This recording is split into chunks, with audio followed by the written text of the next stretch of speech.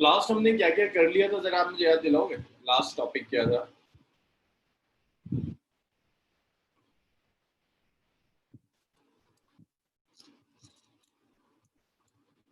Sir theorem of perpendicular axis कर लेते हैं। ऑफ परपेंडिकुलर एक्सिस हम कर चुके थे। अच्छा, कुछ एक तो क्वेश्चंस और theorem of parallel of perpendicular axis पर। जैसे एक छोटा सा आता है, स्फीयर दिया है आपको, सॉलिड स्फीयर।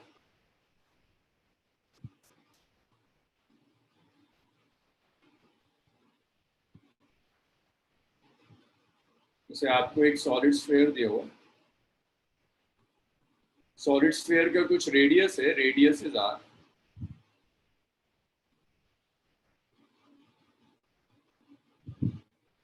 ये टैंजेंट है,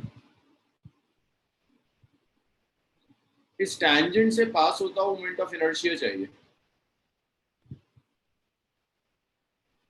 जी हाँ अब्दुल्ला, डेरिवेशंस मैंने सारी। टैंजेंट से पास होता हुआ मोमेंट ऑफ इनर्शिया चाहिए, solid sphere. Calculate moment of inertia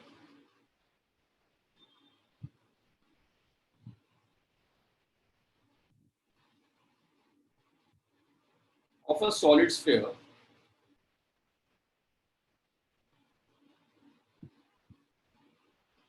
about an axis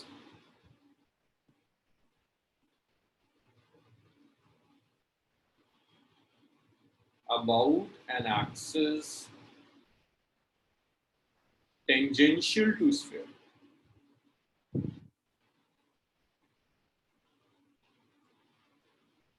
तो एक सॉलिड स्फीयर का मोमेंट ऑफ इनर्शिया चाहिए एक एक्सिस के अबाउट, जो एक्सिस स्फीयर से टेंजेंशियल, इस एक्सिस के about moment of inertia.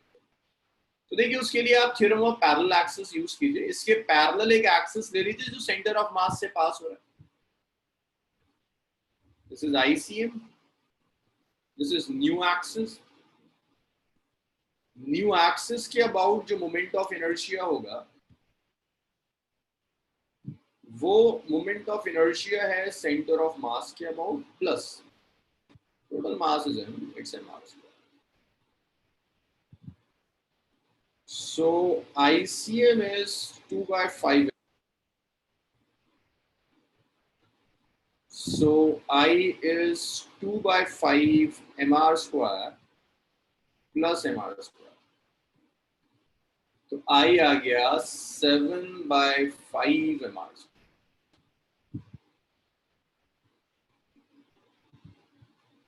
It's 7/5 mr square. तो ये मोमेंट ऑफ इनर्शिया हो जाएगा 7/5 mr square.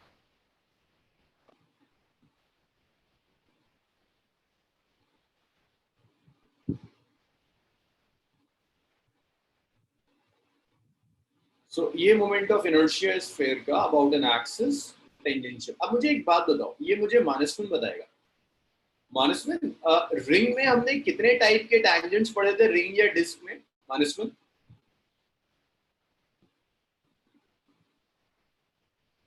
Sir parallel. दो टैंजेंट पढ़े थे हमने। जब मैंने डिस्क पढ़ाया था आपको, दो तरह के टैंजेंट्स मैंने डिस्कस किए थे। जरा याद दिलाओ मुझे, दो टाइप के टैंजेंट्स क्या क्या थे? सर एक पैरेलल और दूसरा?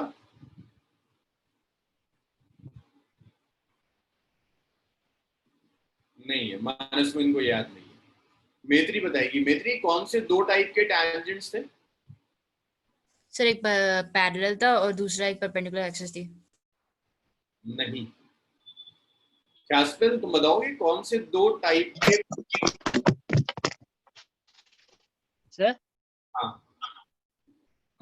आवाज आ रही है सर? बिल्कुल आवाज आ रही है आपकी। कौन से टेंजेंट इन द प्लेन और tangent perpendicular to the plane. एक प्लेन, एक डिस्क के प्लेन में था, एक डिस्क के परपेंडिकुलर था। लाइक अगर मैं ये कह रहा हूँ ये मेरा हार्ड डिस्क है, एक ये था जो डिस्क के प्लेन के परपेंडिकुलर था, एक ये था जो डिस्क के प्लेन के पैरेलल था। ये दो एक्सिस मैंने आपसे कहे थे, दो टैंजेंट्स। लेकिन अब मैं जो आपको सिस्टम दे रहा हूँ, स्फीयर दिया।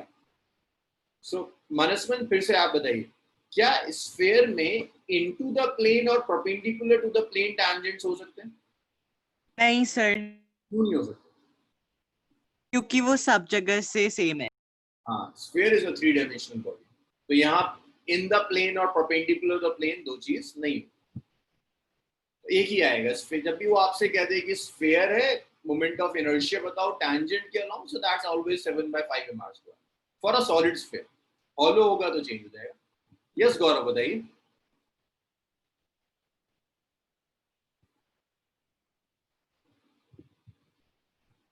फ्राइडे मैंने बस कुछ नॉर्मल चीजें कराई थी, सिर्फ कुछ एक्सेस कराए थे मोमेंट ऑफ इनर्शिया के, कुछ थ्योरम्स कराई थी, पैरेलल एक्सिस और परपेंडिकुलर एक्सिस। सर मैंने ना अटेंड नहीं की थी और मैंने वीडियो अब तक तो देखी नहीं। ओके, एक बार बता दो कि ये 2/5 mr² कैसा आया? ये तो मैंने आपको उस दिन लिखवाया था, ये तो मैंने जब आपको सॉलिड स्फीयर कराया था थर्सडे या फिर वेडनेसडे में, तो बताया था कि अगर एक सॉलिड स्फीयर है, उसके सेंटर से एक मोमेंट ऑफ इनर्शिया जा रहा है, सेंटर से एक एक्सिस पास हो रहा है, तो उसके about moment of inertia is 2/5 mr²। इस सर एक सेकंड में थी, इस एक्सिस के अबाउट तो पता है, इसके पैरेलल जो एक्सिस है उसके अबाउट मोमेंट ऑफ इनर्शिया निकालने के लिए theorem of parallel axis use करते हैं। Moment of inertia about centre of mass plus mass times square of separation between.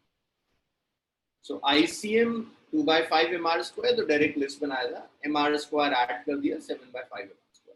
वैसे जस्ट मैं एक न्यूमेरिकल के बाद इस टॉपिक को फाइंड अप कर रहा हूँ, तो आज के लिए लास्ट लेक्चर की बहुत जरूरत नहीं पड़ेगी। अब्दुल्ला लास्ट में शायद थ्योरम ऑफ परपेंडिकुलर एक्सिस कराया था, ऐसे याद नहीं रहता, आप एक बार रिकॉर्डिंग देख लीजिएगा, शायद थ्योरम ऑफ परपेंडिकुलर एक्सिस कराया था। जी मैत्री आप बताइए। सर हम अगर सर परपेंडिकुलर और ऑन द प्लेन की जगह अगर परपेंडिकुलर और पैरेलल करें तो गलत हो जाएगा? दो अलग अलग चीजें हैं नहीं ना, एक ही चीज है, गलत हो जाएगा। परपेंडिकुलर और पैरेलल तब आता है जब एक प्लेन हो, जब कोई चीज प्लेन नहीं है, 3 डायमेंशनल है, तो उसके प्लेन में तो कुछ आएगा ही, उसके प्लेन के परपेंडिकुलर कुछ होगा। वो नोटेशंस तो तब है ना जब एक प्लेन हो, तो 3 डायमेंशनल हो। Okay sir. मैं इसको रब कर रहा हूँ। एक आखिरी question on moment of inertia, इसके बाद फिर हम रिजिड बॉडी के लिए टॉर्क वगैरह के एक्सप्रेशंस देखेंगे। 1 मिनट सर। अच्छा 1 मिनट लिख लीजिए।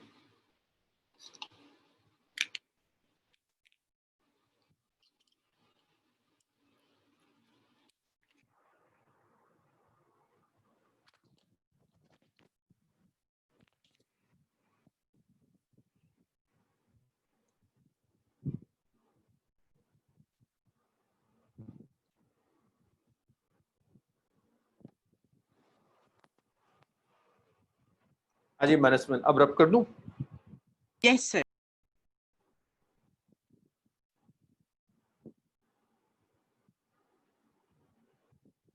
मनस्विन रब कर दूं अब? यस सर, मैंने बोला।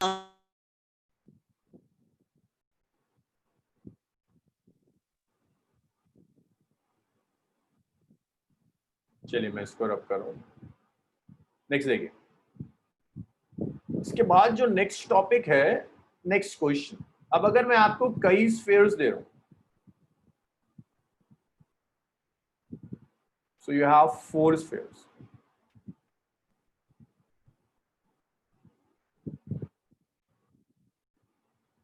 नहीं मनस्विन आपकी आवाज नहीं आ रही, एक बार भी नहीं आई। अच्छा ये आवाज नहीं आई, तो देखिए 4 स्फीयर्स हैं।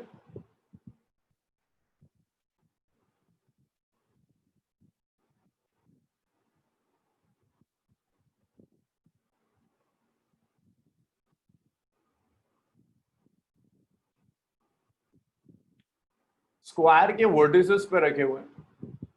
हर स्फीयर का रेडियस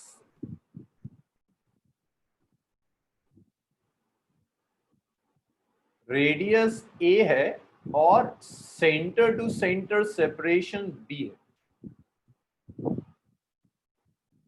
चारों आइडेंटिकल हैं, मास हैं, दे आर सॉलिड स्फीयर्स। आपको मोमेंट ऑफ इनर्शिया चाहिए इस एक्सिस के ऊपर।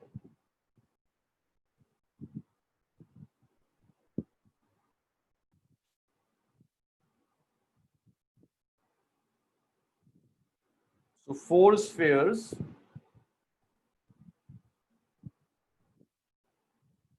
are placed on the corners of a square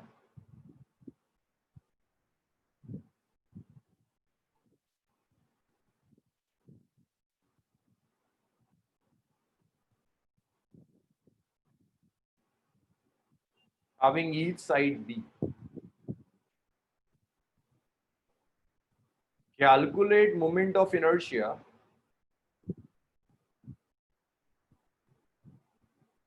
about its diagonal.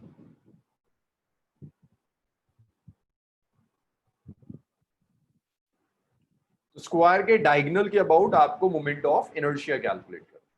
तो तरीका सिर्फ ये है कि हर स्फेयर की वजह से इस डायगोनल के about moment of inertia calculate कर दीजिए। अब सुनिए, आपको मोमेंट ऑफ इनर्शिया पता है स्क्वायर का सेंटर के अबाउट, ये है,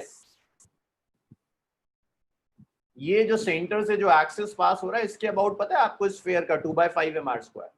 आपको इस एक्सिस के अबाउट चाहिए, उसके लिए सेपरेशन की जरूरत पड़ेगी। मैंने सिखाया था कि डायगोनल का किसी भी कॉर्नर से जो सेपरेशन होता है that's b/√2 actually.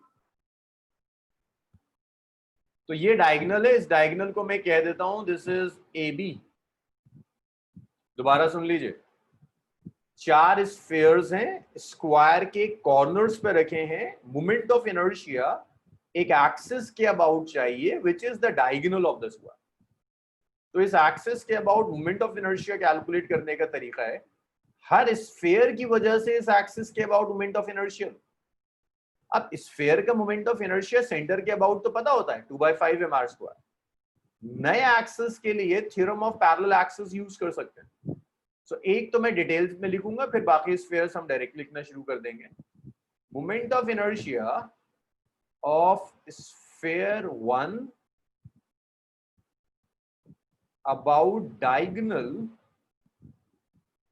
AB।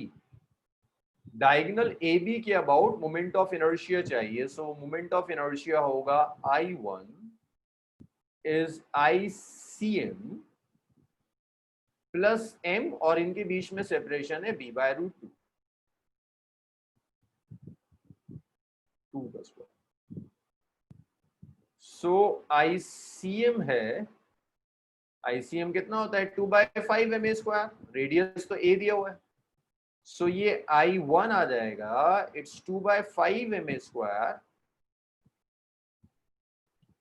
Plus M, देखिए इसका स्क्वायर कर दीजिए, MB²/2 आ गया।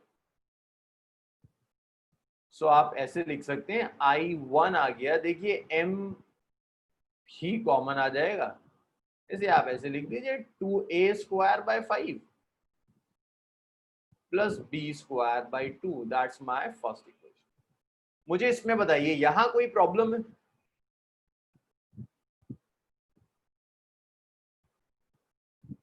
No problem sir.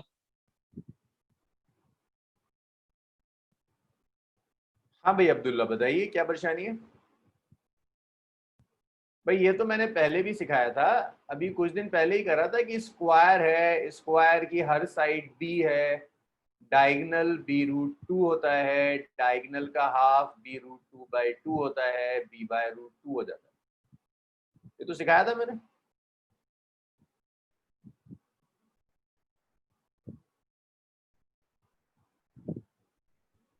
हाँ हाँ वही तो कह रहा हूँ, पर भाई h होता है क्या है, दोनों एक्सिस के बीच का परपेंडिकुलर डिस्टेंस। एक ये एक्सिस है सेंटर ऑफ मास से पास हो रहा है, दूसरा डायगोनल है, दोनों के बीच का सेपरेशन h होता है जो b/√2 है। और किसी का कोई डाउट इसमें? सुधांशु जाग रहा है? सर प्रेजेंट लगा सर। सर आवाज नहीं आ रही तुम लोगों की, क्या परेशानी? मेरे साइड से माइक स्पीकर कुछ? Hello sir. सर मेरी आवाज आ रही है? हाँ सर आ रही है, लेकिन मेरा चैट बंद है हेलो सर। सर, लेकिन माइक ओपन है। आवाज नहीं आ रही सर आ रहा है मेरा। आवाज आ रही है? आवाज आ रही है मैं सर। ऑडिबल? सर को नहीं आ रही है। Hello sir. हाँ एक सर अब बोलना जरा।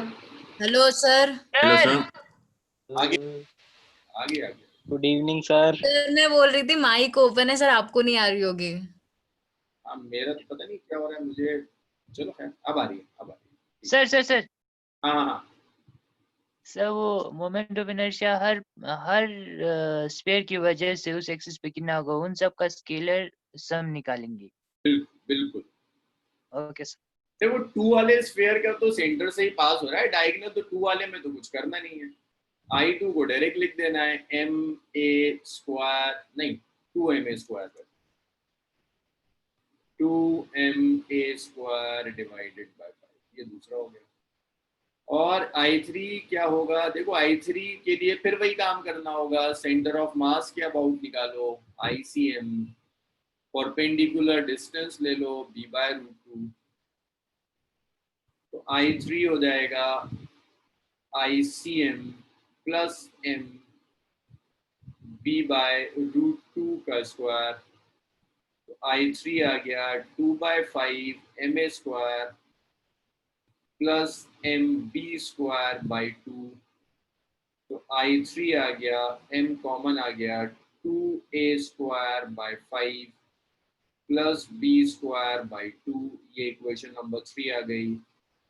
I4 आ गया, सेंटर से एक्सिस पास हो रहा है, मोमेंट ऑफ इनर्शिया होगा 2/5 ma², 4 आ गया, टोटल आ जाएगा, चारों को एल्जेब्रिकली ऐड कर दीजिए, I2 I3 I4। और मुझे डाउट बताइए अगर इसमें कहीं कोई परेशानी है। Yes sir. सर आईसीएम की वैल्यू 2/5 ma² कैसे हुआ? ये तो बच्चे आपको याद करनी है, हमने डिराइव नहीं किया था, ये आपको याद करना होगा। जो मैंने स्टार्टिंग में मोमेंट ऑफ इनर्शिया की लिस्ट बनाई थी ना मानस में, वो आपको याद करना पड़ेगा, वो लिस्ट याद। सर इसमें I2 और I4 क्योंकि एक्सिस पे लाई कर रहे हैं तो उनका वो डिस्टेंस 0 हो जाएगा, इसलिए ये सिर्फ ICM के बराबर आ रहा है ना। भाई नहीं नहीं नहीं नहीं नहीं, देखो एक्सिस कौन सा है हर्षित, जिस एक्सिस के अबाउट हम मोमेंट ऑफ इनर्शिया ले रहे हैं? सर आपकी आवाज कट के आ रही है। मेरी आवाज कट के आ रही है? अच्छा, एक्सिस कौन सा है जिस एक्सिस के अबाउट हम मोमेंट ऑफ इनर्शिया ले रहे हैं? सर AB एक्सिस के अबाउट। तो क्या ये AB एक्सिस 2 के सेंटर से पास हो रहा है? देख लो जरा। यस जब 2 के सेंटर से पास के अबाउट मोमेंट ऑफ इनर्शिया तो वही होगा ना जो सेंटर के अबाउट होता है, इसीलिए डायरेक्ट लिख दिया। लेकिन क्या ये एक्सिस 3 से पास हो रहा है हर्षित? क्या ये एक्सिस AB 3 से पास हो रहा है? नहीं हो रहा, तो इसीलिए आपको थ्योरम ऑफ पैरेलल एक्सिस की जरूरत पड़ गई। और बताइए डाउट।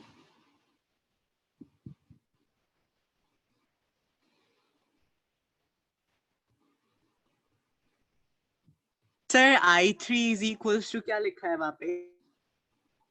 I3 -1 मैंने लिखा है ICM प्लस mb/√2 का स्क्वायर।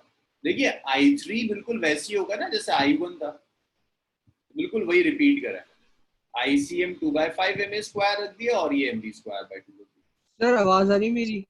सर अब आ रही है किसी की आवाज? हाँ सर वो एक्चुअली में भी आउट हो गया था। कोई बात हो गया क्लियर? सर सर हाँ हाँ हाँ हाँ, देखो एक साथ सर बोलेंगे फिर एक साथ चुप हो जाएंगे, फिर कोई एक बोलो, कैस्पर तुम बोलो। हाँ सर थोड़ा रुकिए, मैं भूल गया क्या बोला। क्या? सर हाँ अनुभव बोलो।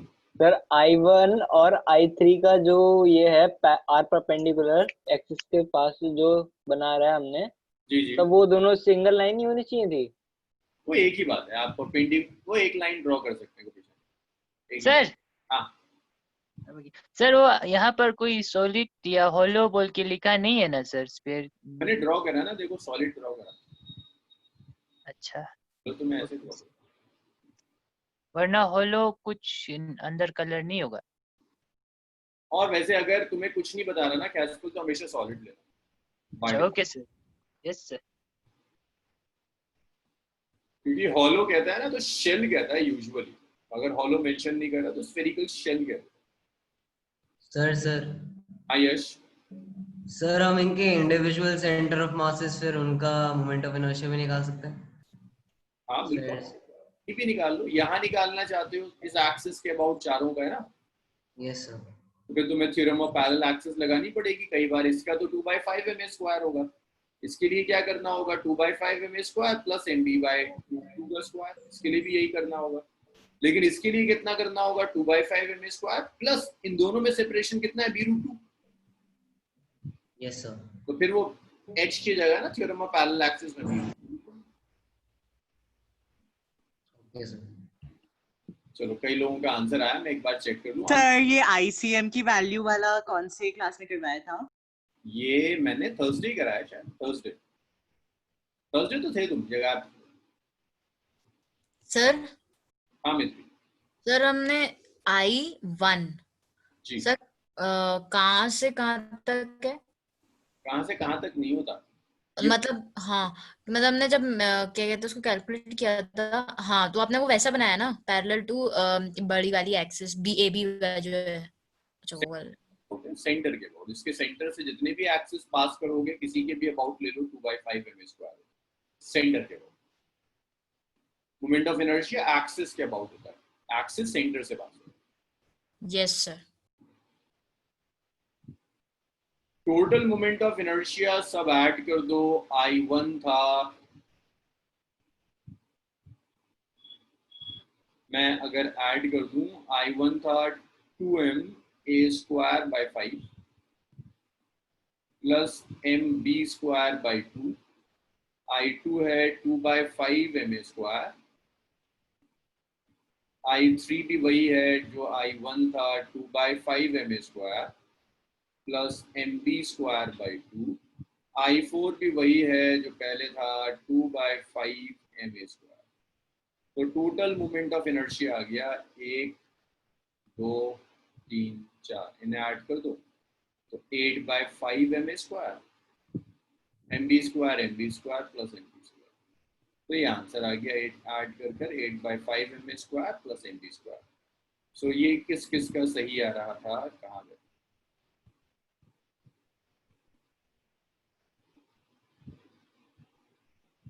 गौरव का सही है,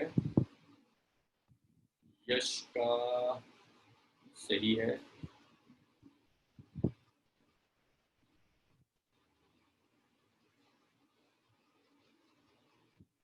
अब्दुल्ला का बिल्कुल सही है,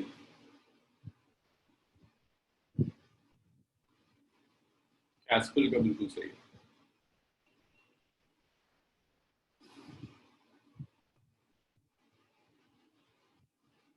चलिए ये फाइनल आंसर मैंने यहाँ लिख दिया ना, इसको चेंज।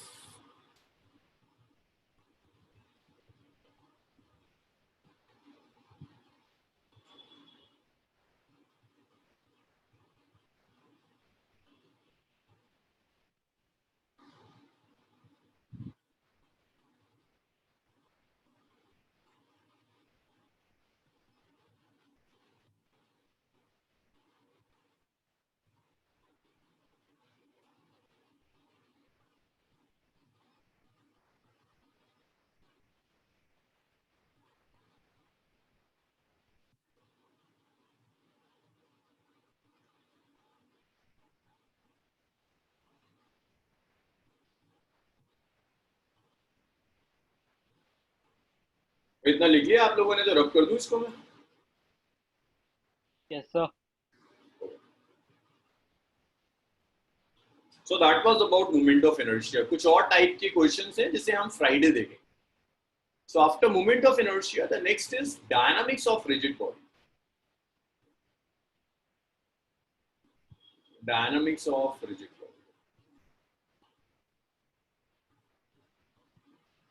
तो देखिए जो कुछ भी हमने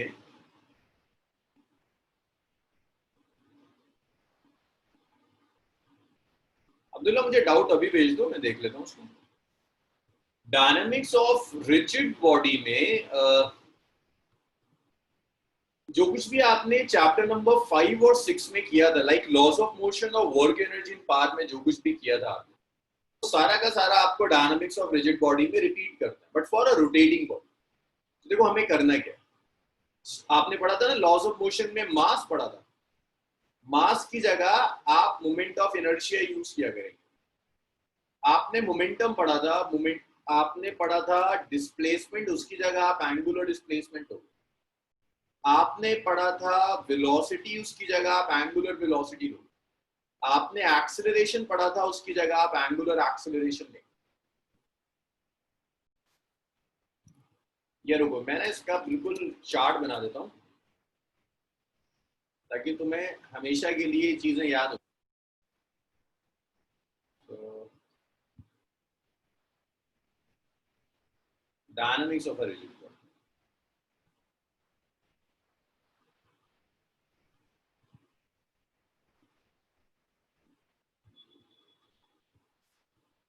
तो आपको याद कराने के लिए मैं कंपैरिजन के थ्रू कर रहा हूं। एक तरफ ट्रांसलेशन लिख दूंगा जो आपको आता है, और उसके पैरेलल रोटेशन लिखते चले जाएंगे। लेफ्ट साइड में ट्रांसलेशन है, स्ट्रेट लाइन मोशन, और राइट साइड में rotation, rotational motion. Translational motion में सबसे पहली चीज आती है एंगुलर डिस्प्लेसमेंट।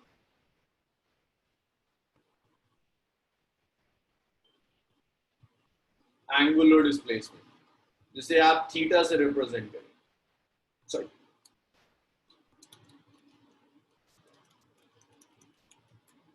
डिस्प्लेसमेंट था जिसे आप एस से रिप्रेजेंट करेंगे। रोटेशन में इसकी जगह आप एंगुलर डिस्प्लेसमेंट यूज करें,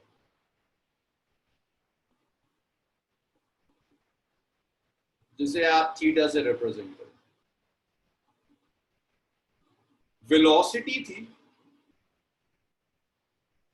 जिसे आपने v से रिप्रेजेंट किया था। यहां एंगुलर वेलोसिटी है। अब एंगुलर वेलोसिटी कैसे कैलकुलेट करते हैं मुझे नहीं सिखाना, मैं सिखा चुका हूं आपको। यहां पर एक्सेलरेशन था,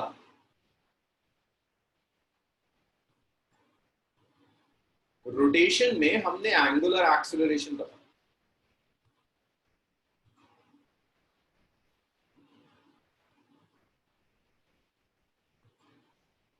यहां मास था, यहां मास की जगह मोमेंट ऑफ इनर्शिया पड़ा। स्ट्रेट लाइन में मोमेंटम था, रोटेशन में एंगुलर मोमेंटम पड़ा। अब एंगुलर मोमेंटम का एक्सप्रेशन आर क्रॉस पी भी होता है, बट रिजिड बॉडी के लिए आप ऐसे भी लिख सकते हो, एल इज आई ओमेगा। भाई मोमेंटम का फॉर्मूला होता है momentum is mass into velocity.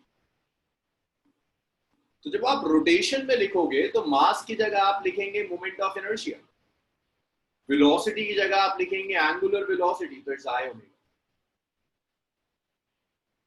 Momentum के बाद नेक्स्ट देखिए, मोमेंटम के बाद नेक्स्ट हमने पढ़ा था फोर्स, जिसको हम दो फॉर्म लिखते थे। एक लिखते थे rate of change of momentum, और इसे हम लिखते थे मास इनटू एक्सेलरेशन। यहां फोर्स की जगह हम टॉर्क यूज करते हैं। टॉर्क को लिखते हैं dl/dt, rate of change of angular momentum. Vectors हैं, तो देखो तुम्हारा लॉज ऑफ मोशन भी रिवाइज हो जाएगा और उसके साथ साथ ये भी। और इसे आप क्या लिख सकते हैं, आई भाई मास की जगह मोमेंट ऑफ इनर्शिया, एक्सेलरेशन की जगह एंगुलर एक्सेलरेशन अल्फा।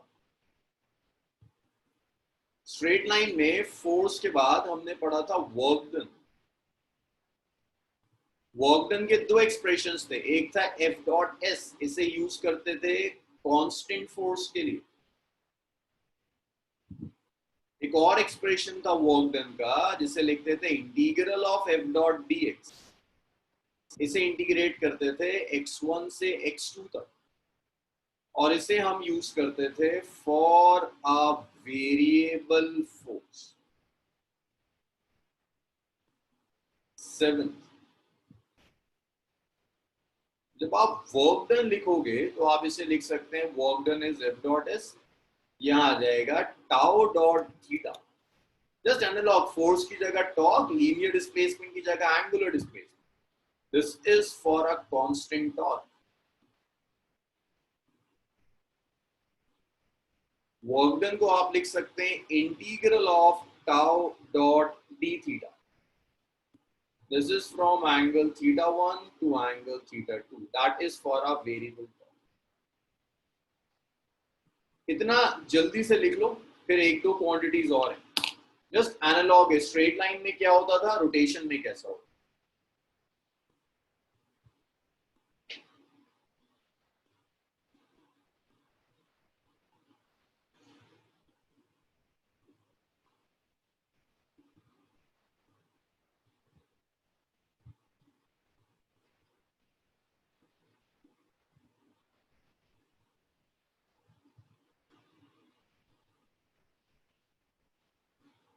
सबने लिख लिया, रब कर दूं? एक सेकंड। तो हाँ, हमने पावर का भी पढ़ा था, पावर का भी कुछ होता है एनालॉग? भी आएगा, भी आएगा, पावर भी आएगा, काइनेटिक एनर्जी भी आएगी, वर्क एनर्जी थ्योरम भी आएगा, सब आएगा।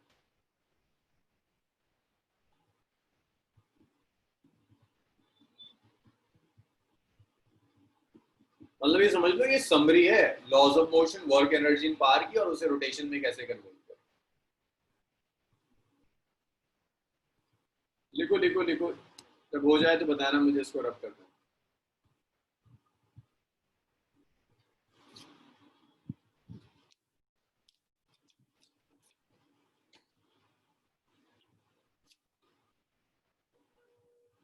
Done sir.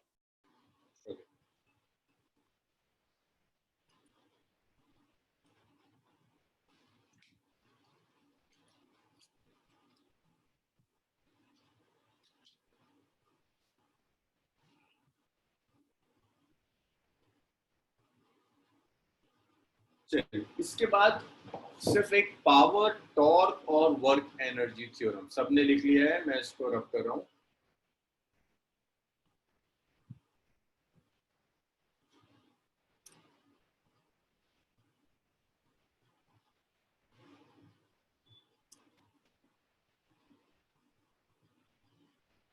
So, कितनी क्वांटिटीज हो गई? 8 7 सर।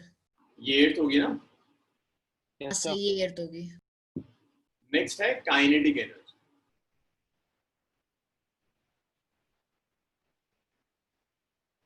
सो काइनेटिक एनर्जी के एक्सप्रेशन था हाफ mv²। रोटेशन में जब आप काइनेटिक एनर्जी कैलकुलेट करेंगे, आपको काइनेटिक एनर्जी रोटेशन में भी चाहिए। रोटेशन में काइनेटिक एनर्जी आ जाएगी half I omega square. That's kinetic energy in rotation. Now, work energy theorem.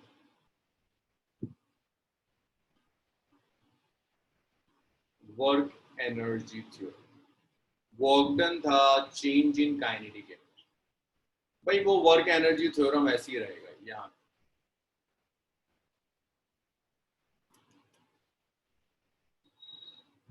Work energy theorem. So work done is change in kinetic energy. इसमें कोई major change नहीं आया। 10th है वर्क एनर्जी थ्योरम के बाद power का expression. सो यहाँ power था रेट ऑफ डूइंग वर्क, जो F डॉट V आ जाता। यहाँ पावर होगा, यहाँ भी रेट ऑफ डूइंग वर्क है,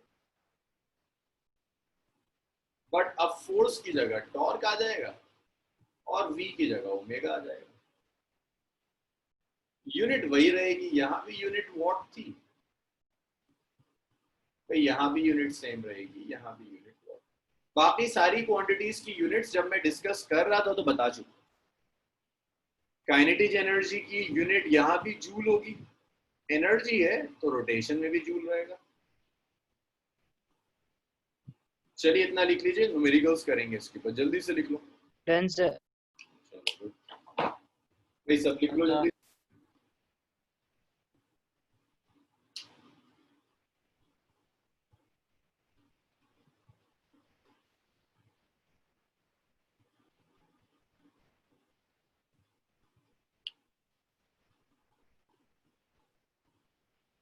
नहीं अब्दुल्ला, अभी तो एक दो क्लासेस चाहिए होंगी इसको खत्म करने में। इस वीक हम ग्रेविटेशन शुरू कर लेंगे।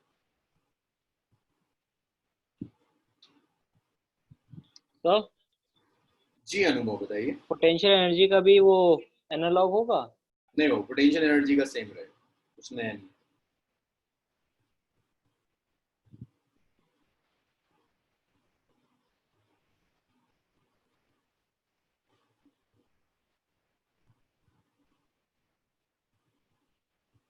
भाई इतना लिख लिया, आप मुझे बता दीजिए, इसको रब करता हूँ। एक और न्यूमेरिकल करते हैं, एक दो न्यूमेरिकल। जी कैस्कुल बताइए।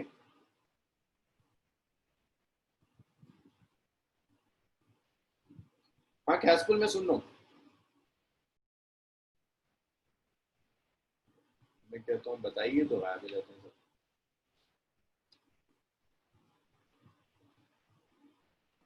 मैं इसे रब कर रहा हूँ। जानवी हो गया ये इतना? जानवी, तिशा, चलो सब लिख चुके हैं। आमना लिख लिया था? Yes, sir. क्वेश्चंस देखिए।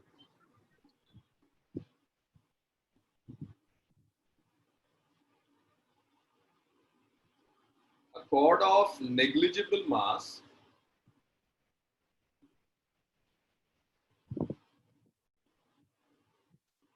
is wound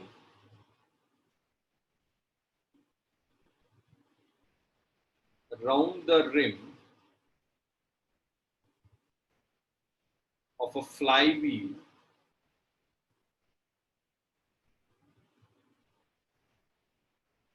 of mass 20 kg and radius 20 centimeter.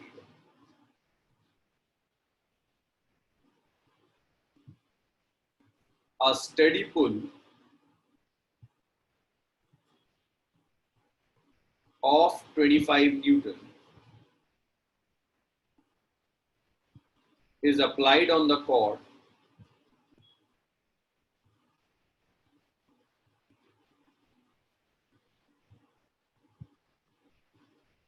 as shown in figure.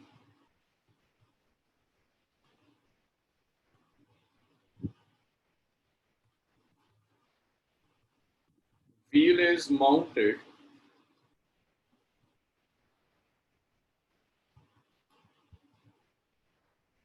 on a horizontal axle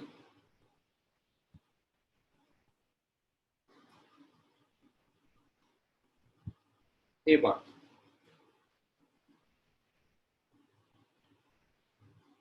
Calculate angular acceleration of the wheel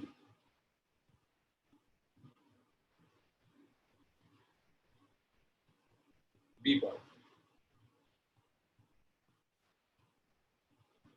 Find work done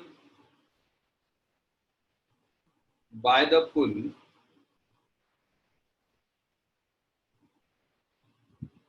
when 2 meter of cord is unwound.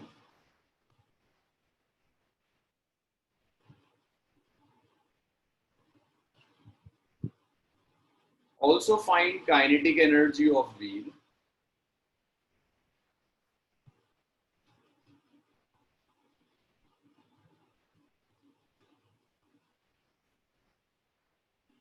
at this point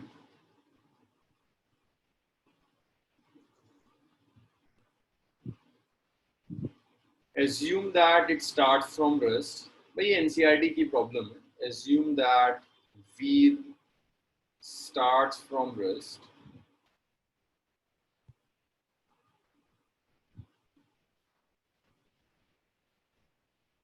Compare answers of B and C. Part B और part C के answers compare करने हैं आपको कि B और सी के answers में difference क्या।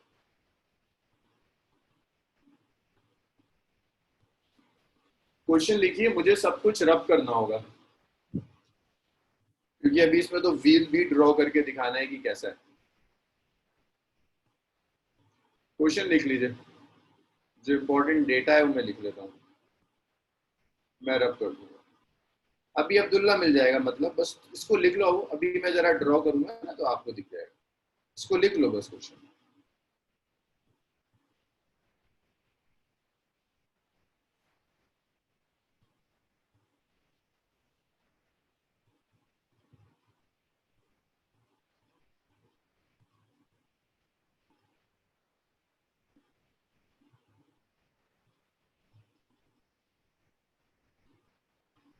सबने लिख लिया क्वेश्चन? रब कर दूं?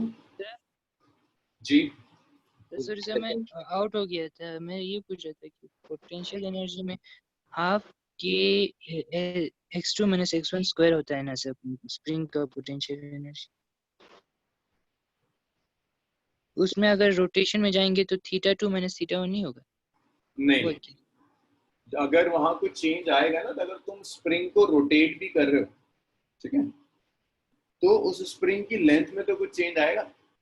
No sir. अच्छा यस, ओके सर।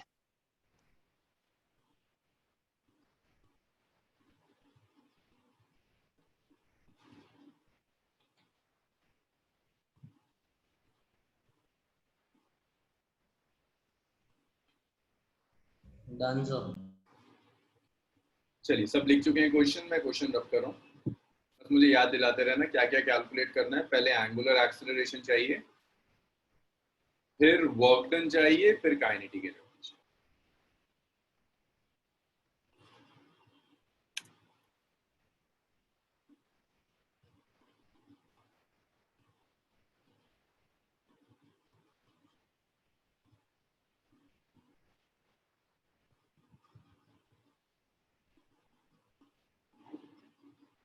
ओके, सो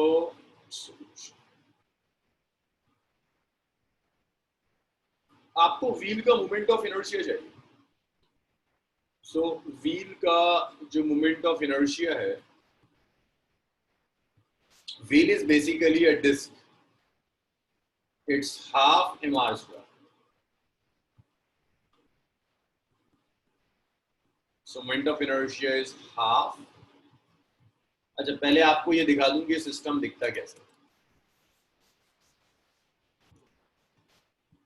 तो इस सिस्टम को देखने के लिए ये देखिए, ऐसे समझ, जैसे मेरा मोबाइल है, इसको मैंने एक एक्सेल पे बांध दिया, वैसे ऐसे करके घुमा सकता हूँ ना। अब इसे घुमाने के लिए अभी मैं हाथ यूज कर रहा हूँ, मैं ये भी तो कर सकता हूँ, या एक स्ट्रिंग बांध दूं और स्ट्रिंग को खींचना शुरू कर दूं तो ये रोटेट करना शुरू करेगा।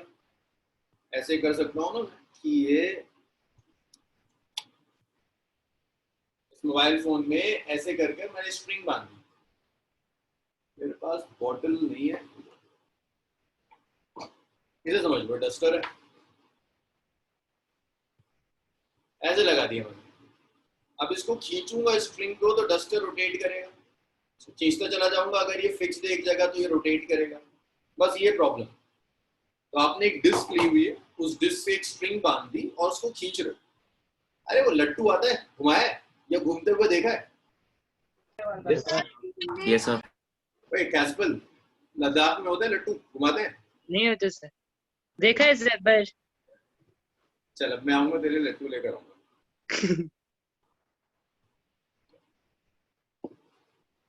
तो वो सीन है, बस इसको घुमा रहे हो आप, और घुमाने की वजह से मोमेंट ऑफ इनर्शिया अपना खेल खेलेगा और ये रोटेट करना शुरू कर देगा।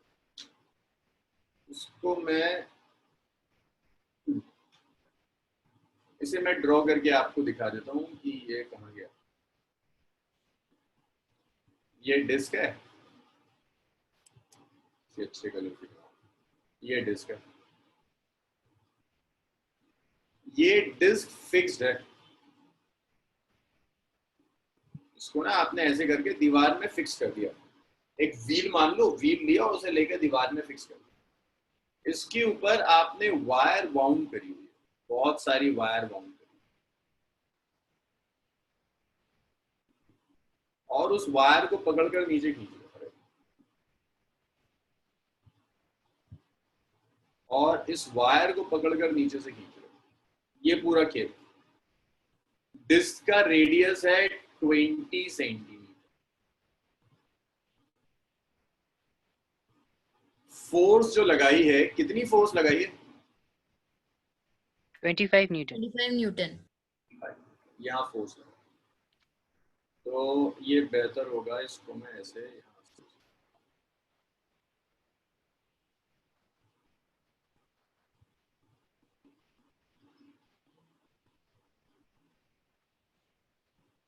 25 न्यूटन की फोर्स लगा दी मैंने इसको ऐसे करके। जाहिर सी बात है, फोर्स लगाऊंगा तो ये घूमेगा, तो फोर्स से इसको एक टॉर्क एक्ट कर रही होगी। टॉर्क कैसे निकालते हैं? R perpendicular into F. भाई आर देखो, फोर्स तो टेंजेंशियली एक्ट कर रही है, आर परपेंडिकुलर रेडियस होगा, तो टॉर्क आ जाएगी simply R perpendicular into F. चलो थोड़ी डिटेल लिख देते हैं ना, R perpendicular multiplied by F. ये एक्सिस है O, R perpendicular radius of the disc के इक्वल है फोर्स एफ हो गई। तो आपने टॉर्क कैलकुलेट कर लिया, आर कितना आया? आर है 0.2, भाई 20 सेंटीमीटर था, मीटर में कन्वर्ट कर दिया। फोर्स आपकी 25 है, तो ये 5 न्यूटन मीटर आ गई। That's my first.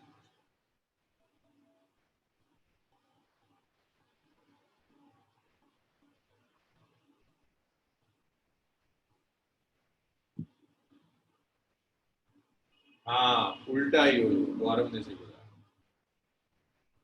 अब अगर टॉर्क आ गई तो देखो, टॉर्क का मैंने अभी फॉर्मूला लिखा था आई अल्फा, तो ये अल्फा आ जाएगा tau bye I.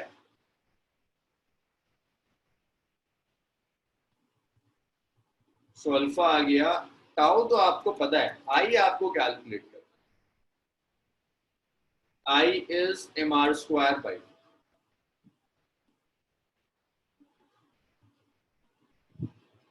it's 20, r is 0.2 square by, so I is 10 into 0.04, I आ गया 0.4, ये जी।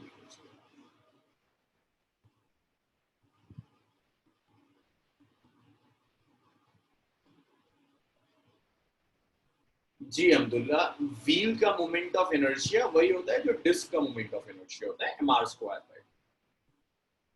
आप 1 को और 3 को 2 में रख दीजिए,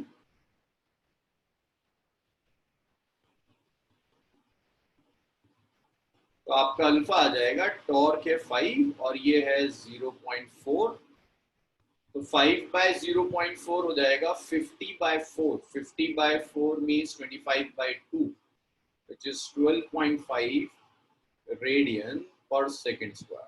यहां तक मुझे डाउट बता दो, अगर किसी को फर्स्ट पार्ट में कोई डाउट है।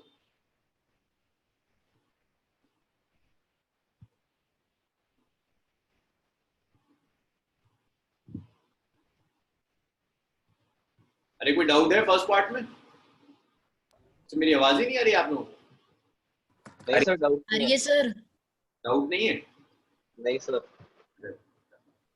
सेकंड पार्ट में बता दो यार मुझे, क्या कह रहा है, जरा पढ़ो question. So find the work done by the pull when 2 meter of cord is unwound. हाँ, तो यहाँ से खींचना शुरू किया तो ऑब्वियसली कॉर्ड धीरे धीरे धीरे धीरे नीचे आएगी, यहाँ आ गई, 2 मीटर अनवाउंड हो गई, तो व्हील तो कुछ रोटेट कर गया होगा, आपने कॉर्ड खींच दी, कुछ तो रोटेट कर रहा होगा। वर्क डन पूछ रहा है। अब इसको निकालने के 2 तरीके हैं, देखो वर्क डन निकाल। एक तरीका है, सेकंड पार्ट को मैं 2 मेथड से कर रहा हूँ, मेथड 1, हर आगे से हर पार्ट को कोशिश करूंगा 1-2 मेथड से कर दूं ताकि कॉन्सेप्ट क्लियर हो जाए। फर्स्ट मेथड, आप इसी को ऐसे भी कर सकते हैं कि ट्रांसलेशन वाले से वर्क डन कैलकुलेट कर लो। भाई व्हील का रोटेशन हुआ बट कॉर्ड का रोटेशन थोड़ी ना हुआ, कॉर्ड तो ट्रांसलेट कर गई थी। तो कॉर्ड के लिए वर्क डन के लिए आप लिख सकते हैं s cos 0, क्योंकि देखो यार फोर्स भी नीचे एक्ट कर रही है, कॉर्ड भी नीचे जा रही है। फोर्स कितनी है 25, डिस्प्लेसमेंट कितना हुआ 2, cos 0 हो जाता है 1, तो वर्क डन आ गया 50 जूल। प्रॉब्लम कोई इसमें? जानवी, सुधांशु, आमना, तिशा,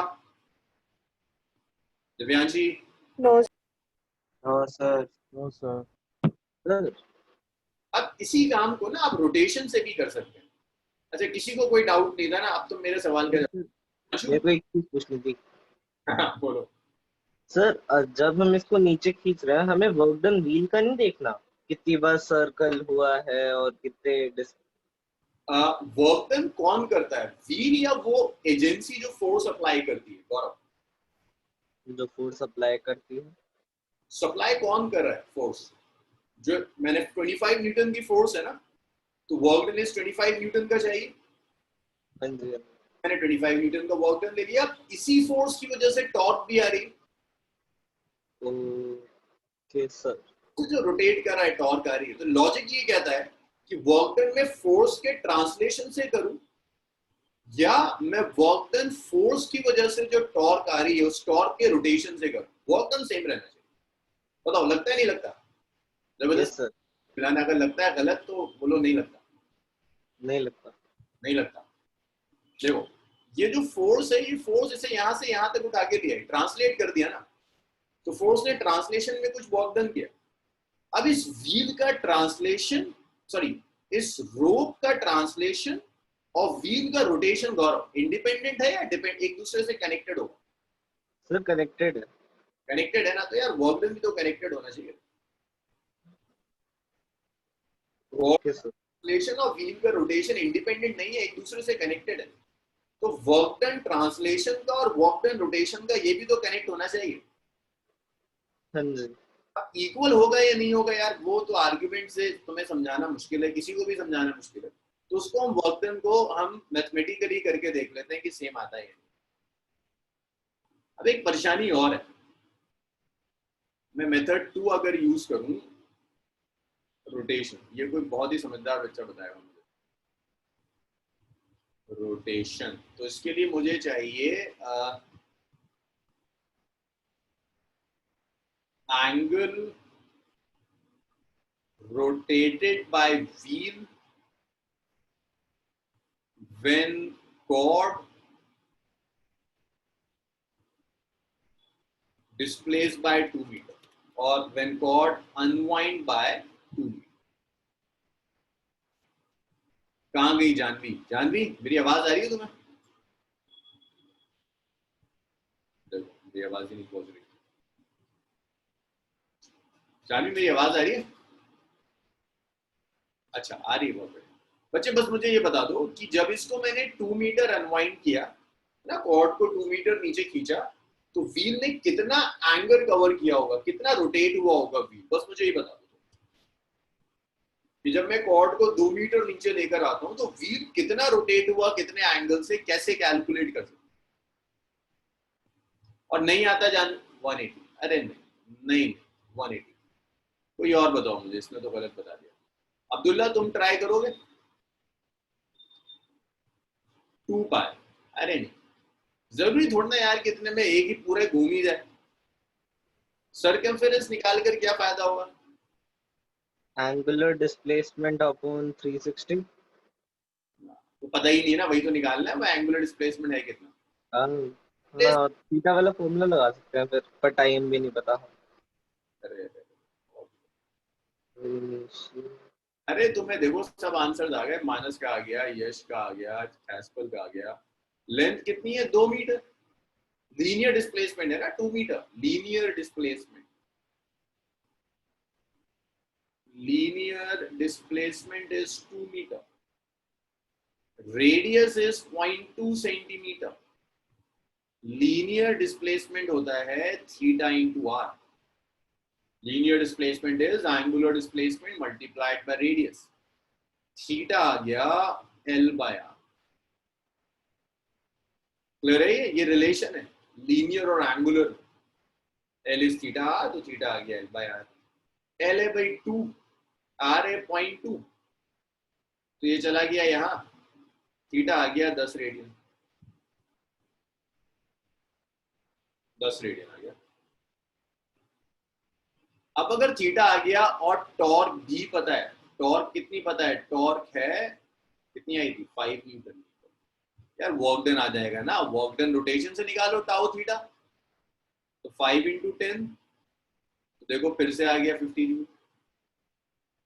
अब ये बताओ इसमें कोई परेशानी सेकंड पार्ट में कोई अटका गई? ज्यादा न्यूमेरिकल नहीं कराऊंगा इसमें, एक दो न्यूमेरिकल को कई तरह से करा दूंगा ताकि सारे कॉन्सेप्ट ढंग से क्लियर हो जाए। अरे बता दो मुझे, सही है? कोई डाउट नहीं किसी को भी? चलो बहुत बढ़िया। तो चलो इसको हो गया, अब थर्ड पार्ट करते हैं। जानवी अब आया समझ में? सुधांशु दोनों गड़बड़ कर रहे थे।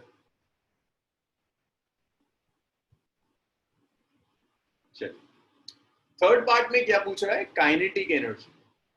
तो काइनेटिक एनर्जी भी दो मेथड से करेंगे, एक यूज हाँ हाँ सर ये work done tau dot product theta है ना, हाँ हाँ, तो फिर थीटा टाउ और थीटा थीटा का डायरेक्शन परपेंडिकुलर नहीं होगा? Theta it's tau theta into cos of angle between them, यही होना चाहिए। Yes sir. टॉर्क कैसी अप्लाई करिए कैस्पल, clockwise anti clockwise? Clockwise. Rotation कैसा हुआ? Rotation clockwise. एंगल भी कहाँ गया? एंगल नीचे, नीचे से ऊपर। एंगल भी तो क्लॉकवाइज हुआ होगा। Yes sir.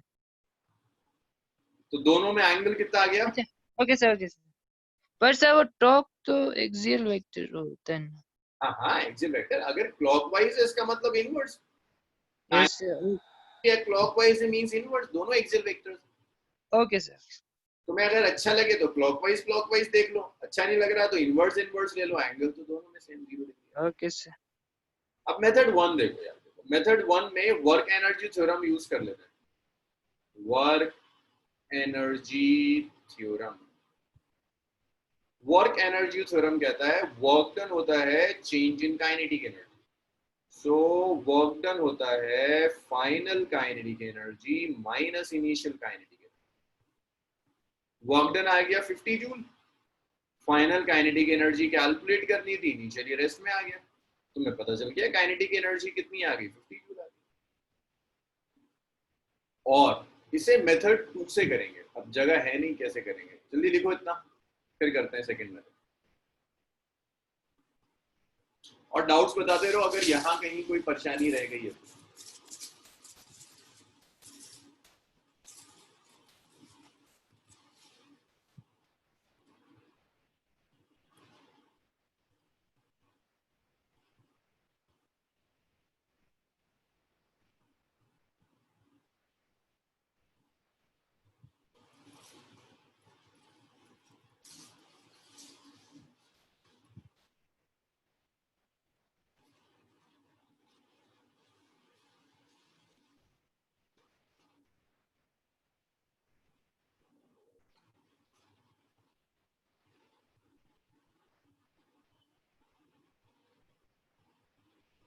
अब कर दूं?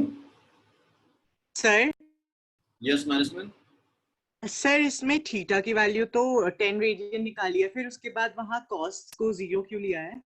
हाँ देखो टॉर्क और थीटा दोनों वेक्टर्स हैं। Yes sir. अब ये जो एंगल ले रहा हूं ना मैं, ये टॉर्क और थीटा के बीच में एंगल ले रहा हूं मैनेजमेंट।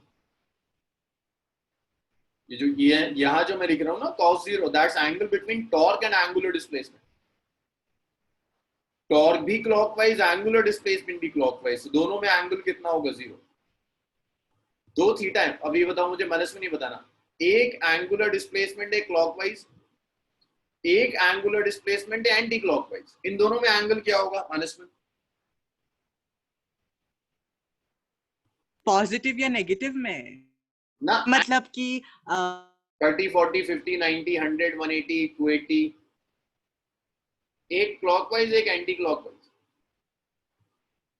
देखो क्लॉकवाइज का मतलब है एक्सिस इज इनवर्ड, सिखाया था, एंटी क्लॉकवाइज का मतलब है एक्सिस इज आउटवर्ड्स, इनवर्ड और आउटवर्ड्स तो ऑपोजिट डायरेक्शंस में हो गए।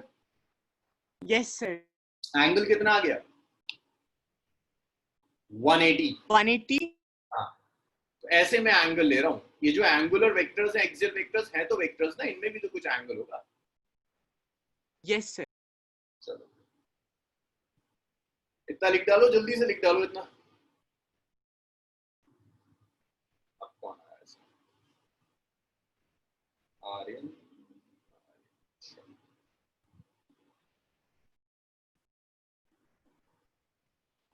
फिर अब कर दूं?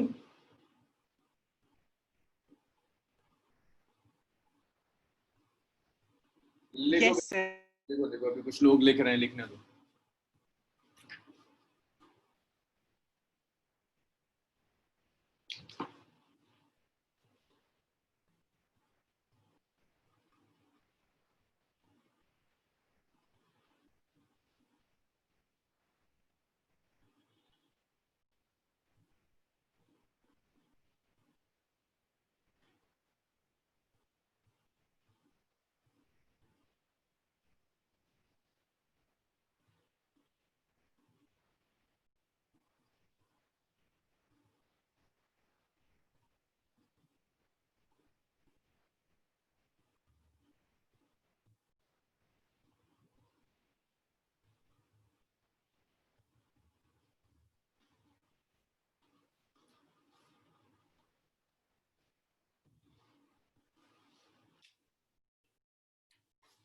चलो अब तक तो सबने लिख लिया होगा। हाँ जी, सबने लिख लिया।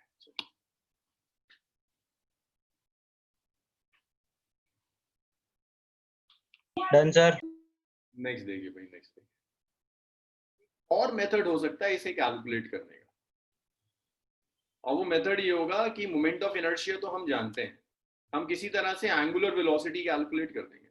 जानवी बच्चे मुझे बताओ कि एंगुलर वेलोसिटी कैसे कैलकुलेट कर सकते हैं? देखो हमें क्या क्या पता है, एंगुलर एक्सेलरेशन पता है। एक्सेलरेशन कितना आता है जानवी?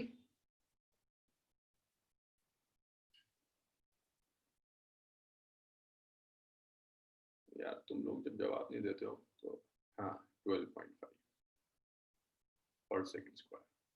थीटा कितना आया था? थीटा था 10 रेडियन। इनिशियली रेस्ट में था ओमेगा नॉट इज 0। जानी मुझे बस ये बता दो कि एंगुलर वेलोसिटी कैसे निकाल सकते हैं 10 रेडियन कवर करने के बाद एंगुलर वेलोसिटी। बस मेथड बता दो मुझे, कैसे आ जाएगी? नहीं बताओगे? सुधांशु तुम बता दो यार।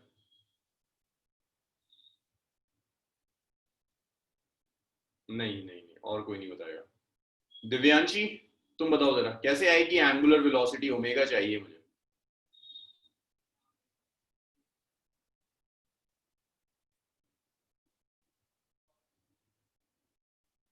तिशा,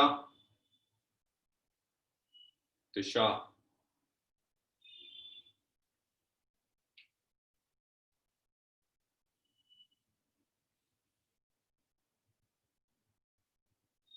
ये इक्वेशंस कराई थी आपको, रोटेशन यहीं से तो शुरू किया था, kinematics of rotation.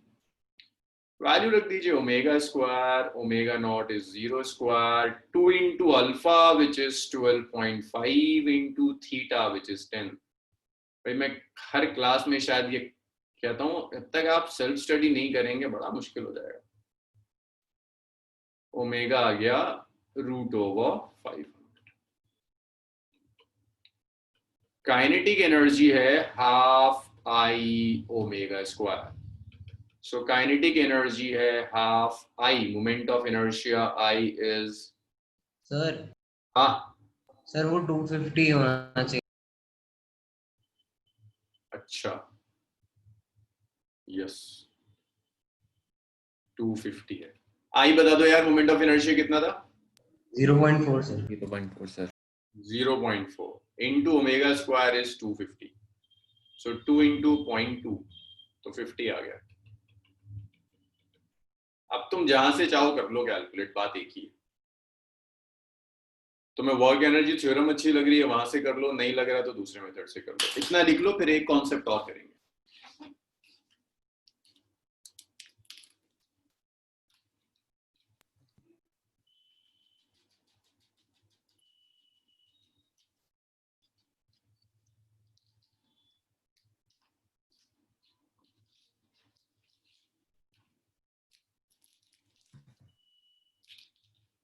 Sir part B और सी में काइनेटिक एनर्जी चेंज ना होने का रीजन क्या है? पार्ट बी और सी में काइनेटिक एनर्जी चेंज ना होने का रीजन, पार्ट बी और सी में हम एक ही तो काइनेटिक एनर्जी कैलकुलेट कर रहे हैं, मेथड ही तो अलग है। देखो पार्ट बी में काइनेटिक एनर्जी कैलकुलेट कर रहे हैं जब वर्क डन कितना हो जाए 50 जूल, और पार्ट सी में काइनेटिक एनर्जी कैलकुलेट कर रहे हैं जब डिस्प्लेसमेंट होगा 10 रेडियन। तो एक ही चीज तो है, 10 रेडियन के बाद ही तो काइनेटिक वर्क डन 50 जूल था, मेथड ही तो अलग है। सर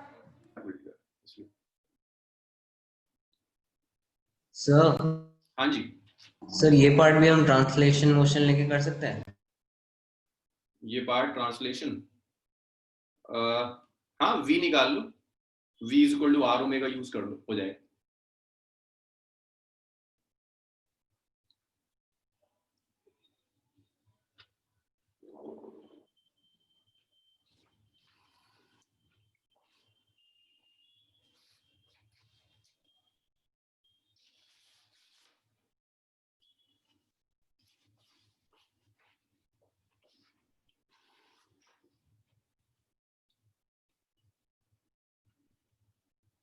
जी अब्दुल्ला सेम आना चाहिए ना, एक ही चीज तो कैलकुलेट कर रहे हैं, मेथड ही तो अलग यूज कर रहे हैं।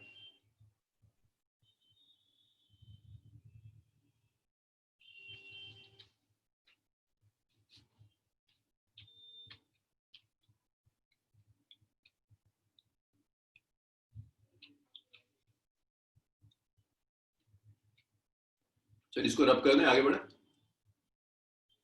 1 मिनट सर।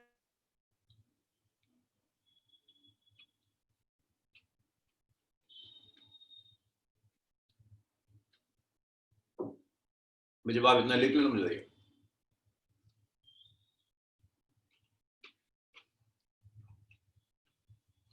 सर ये क्या लिखा है यहाँ पे, work done is equals to root 250। Work done नहीं, ओमेगा स्क्वायर, ओमेगा हाँ वही रूट 250। तो वो क्या लिखा है? ओमेगा ओमेगा ये ना, ओमेगा स्क्वायर था 250, तो ओमेगा आ जाएगा रूट 250 रेडियन पर सेकंड।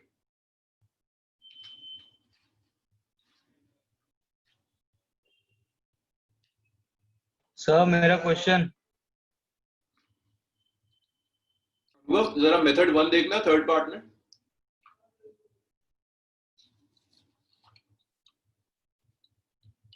देखो आंसर। यस सर, मिल गया आंसर? यस सर मिल गया। अब इसके बाद नेक्स्ट है कंजर्वेशन ऑफ एंगुलर मोमेंटम। मुझे जरा मेत्री बताएगी कंजर्वेशन ऑफ मोमेंटम क्या होता है। मेत्री, what is conservation of momentum? Sir m1 v1 plus m2 v2 is equal to m1 u1 plus m2 u2। अच्छा, थोड़ा आसान करके बता दो क्या मतलब है इसका। सर यही कि ये पहले क्या कहते हैं, एम सर एम वो दोनों सेम होते हैं। कौन दोनों? मास सेम होते हैं? नहीं वो सेम नहीं होते हैं सर, लेकिन वो मास सेम नहीं होते हैं, मास डिफरेंट होते हैं सर। हम पहले में वी लेते हैं और दूसरे में यू लेते हैं। मोमेंटम सेम होता है ना? हाँ सर, उनका मोमेंटम सेम होता है। तो जैसे आप वो कह रही हैं वो मोमेंटम है, राइट? हाँ सर, मोमेंटम है। अच्छा, अब मेत्री की अधूरी छोड़ी हुई चीज जानवी पूरी करेगी। जानवी आंसर दे देना बच्चे, सही आंसर, वरना तुम डांट सुनोगे। कंजर्वेशन मोमेंटम के लिए कंडीशन क्या है? हमेशा मोमेंटम कंजर्व नहीं रहता, कंडीशन है। जानवी क्या कंडीशन थी?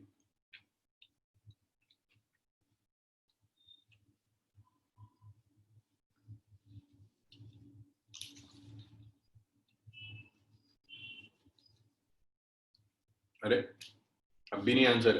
तिशा तुम बता दो, चलो तुम्हारा कुछ तो मैसेज आया आज। कंडीशन बता दो तिशा मुझे, कंजर्वेशन ऑफ मोमेंटम के लिए कंडीशन क्या होती है? हमेशा तो मोमेंटम कंजर्व नहीं रहता बच्चे, कुछ था कि अगर ये कंडीशन होगी तो मोमेंटम कंजर्व रहेगा। अब्दुल्ला तुम भी बता दो, तुम बता सकते हो बता दो। हाँ बताओ बताओ। बहुत बढ़िया, देखो अब्दुल्ला को याद है।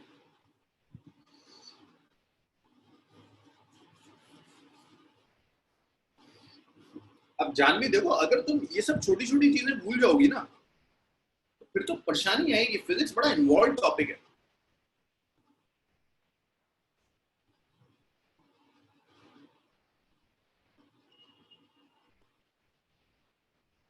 कंडीशन ये थी कि एक्सटर्नल फोर्स एक्ट नहीं करती बॉडी पर। जब एक्सटर्नल फोर्स एक्ट नहीं करेगी तो बॉडी का मोमेंटम कंजर्व रहेगा। अब यहां देखिए conservation of angular momentum.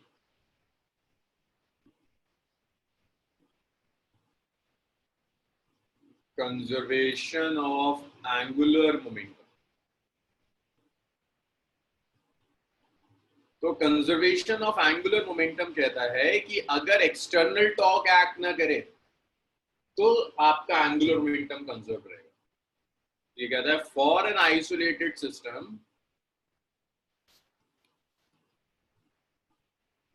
Isolated system, यहां आइसोलेटेड का मतलब है ऐसा सिस्टम जिसपे बाहर से कोई टॉर्क काम नहीं करे। आइसोलेटेड भी सिस्टम जिसपे बाहर से कोई टॉर्क एक्ट नहीं करे। एंगुलर मोमेंटम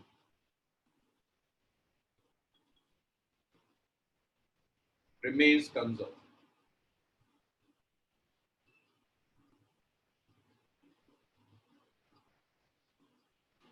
यही है conservation of angular momentum. Means initial angular momentum.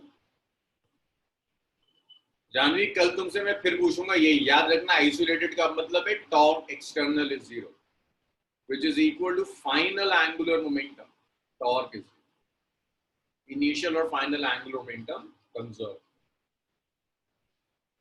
अब इसी कंजर्व रहने का मतलब क्या है, देखो इसको प्रूफ कर लेते हैं पहले। भाई टॉर्क और एंगुलर मोमेंटम में रिलेशन लिखवाया था, torque is dl over dt। अगर मैं आपसे कहता हूं isolated means external torque is zero, external torque zero है, इसका मतलब है dl over dt is zero.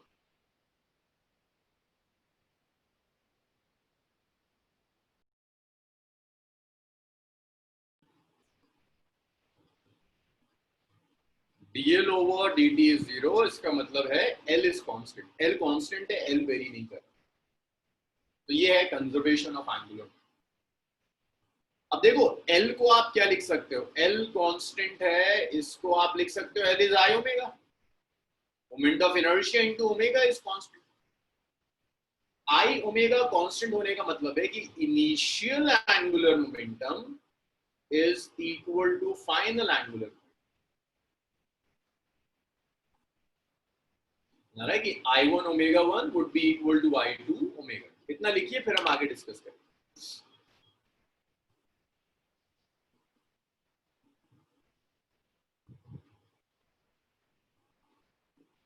पहले एक न्यूमेरिकल करेंगे, फिर इस पर हम रियल लाइफ प्रॉब्लम्स देखेंगे। इसकी एप्लीकेशंस बहुत हैं।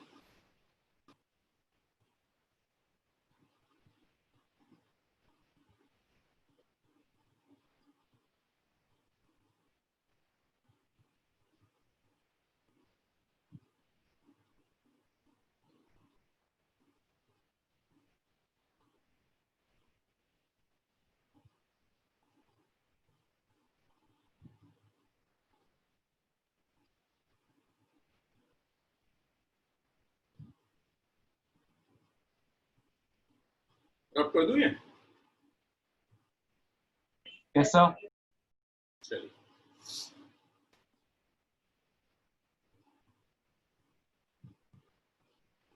इस पर एक क्वेश्चन देंगे, फिर इसकी एप्लीकेशंस पर आएंगे।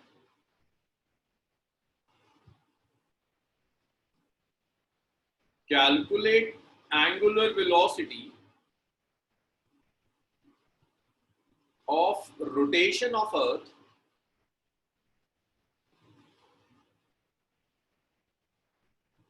if it shrink to half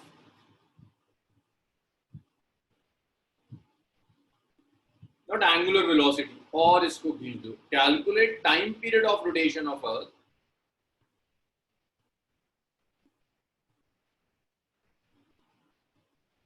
Half of its initial volume. अगर अर्थ अपने इनिशियल वॉल्यूम का हाफ हो जाए तो उसके रोटेशन की टाइम पीरियड कितना होगा? भाई मुझे बताओगे अर्थ के रोटेशन का वैसे टाइम पीरियड होता कितना? 24 आवर्स. 24 आवर्स. तो आपको देखना है कि भाई अगर अर्थ का वॉल्यूम रिड्यूस होकर हाफ हो जाए, श्रिंक हो जाए, तो क्या हो? ऐसे स्टार्ट करते हैं. एंगुलर वेलोसिटी पहले कंपेयर करते हैं. इनिशियल एंगुलर वेलोसिटी होती है 2π/t1. t1 तुम जानते हो, सबने कहा t1 कितना है? 24 आवर्स. फाइनल एंगुलर वेलोसिटी होगी 2π/t2. t2 ही तो कैलकुलेट करना है कितना है. तो ये सारा काम करने के लिए आप ऐसे स्टार्ट कीजिए. I1 ω1 is I2 ω2. I1 कितना आएगा? 2/5. भाई अर्थ तो स्फीयर है तो 2/5 mr1 square ω1. 2/5 mr2 square ω2. ω1 2/5 m से 2/5 m कैंसिल हो गया. भाई अर्थ श्रिंक कर रहा है, मास तो नहीं बदल रहा. r1 square ω1 r2 square ω2. r1 square ω1 is 2π/t1. r2 square ω2 is 2π/t2. 2π से 2π कैंसिल हो गया. अब t1 t2 के लिए r1 और r2 में रिलेशन चाहिए. वॉल्यूम हाफ हो रहा है, रेडियस नहीं, तो मैं लिख सकता हूं फाइनल वॉल्यूम इनिशियल वॉल्यूम का हाफ है. अब देखते हैं r में क्या रिलेशन आता है. वॉल्यूम होता है 4/3πr2 ये हो गया 1/2 4/3πr1 4/3π से कैंसिल हो गया 4/3π. तो ये आपका r2 आ गया, क्यूब आ गया r1 क्यूब डिवाइडेड बाय 2. अच्छा, इसको ना अगर मैं 1/8 ले लेता तो मेरे लिए थोड़ी आसानी सी हो जाती. मैं इसको 1/8 कर दूं, मेरे लिए कैलकुलेशन आसान हो जाएगी.